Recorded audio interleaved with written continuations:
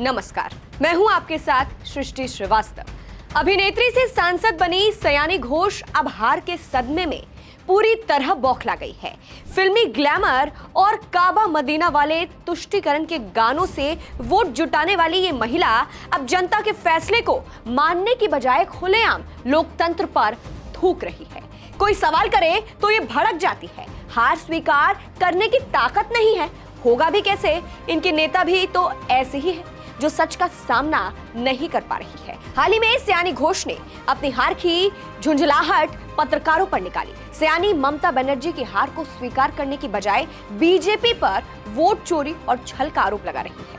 हार का ये दर्द इतना तीखा है कि सयानी घोष पत्रकार के सवाल पर भड़क उठी और कहने लगी कि मेरी पार्टी की स्ट्रैटेजी आपको क्यों बताऊं? अरे आपकी पार्टी की कोई स्ट्रैटेजी होती तो शायद सत्ता में होते आप। टीएमसी सांसद सयानी घोष ने शुक्रवार को ममता बनर्जी से मुलाकात के बाद बौखलाहट में बयानबाजी की।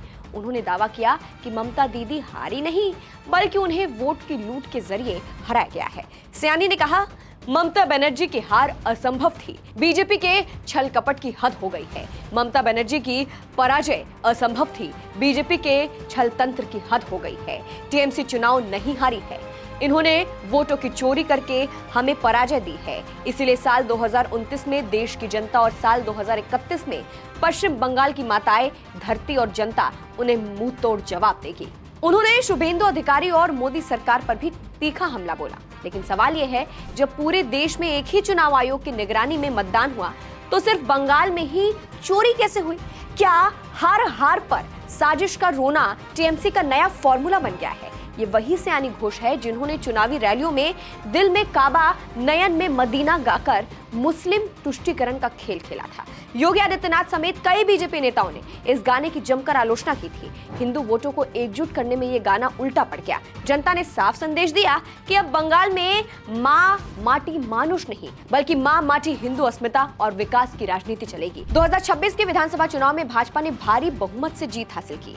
टीएमसी की 15 साल पुरानी सरकार का अंत हो गया। विकास, कानून व्यवस्था, संदेश खाली जैसे अत्याचार, भर्ती घोटाले और ममता की तानाशाही के खिलाफ जनता का गुस्सा फूट पड़ा। लेकिन सयानी जैसे टीएमसी नेता इस जनादेश को स्वीकार करने की बजाय बहाने बनाने में लगे हैं। पार्टी के अंदर भी अब आरोप प्रत्यारोप का खेल शुरू हो चुका है। कुछ नेता अभिषेक बनर्जी की तानाशाही और सयानी जैसे स्टार चेहरों की बयानबाजी को हार की वजह बता रहे हैं। खुद सयानी पर भी पार्टी की हार का ठीकरा फूट रहा है। फिर भी वे ममता को बचाने के चक्कर में बीजेपी पर हमला बोल रही है। जनता ने आपको और आपकी पार्टी को साफ साफ आईना दिखा दिया है। अब 2029 से 31 का इंतजार करने के बजाय अपने घमंड पर पानी फेरिए। बंगाल की जनता ने बदलाव चुना है। शुभेंदु अधिकारी के नेतृत्व वाली नई सरकार अब विकास, सुरक्षा और सच्चे सबका साथ सबका विकास की राह पर चलेगी। टीएमसी की पुरानी तुष्टीकरण, घोटाले और हिंसा की राजनीति का समय अब खत्म हो चुका है।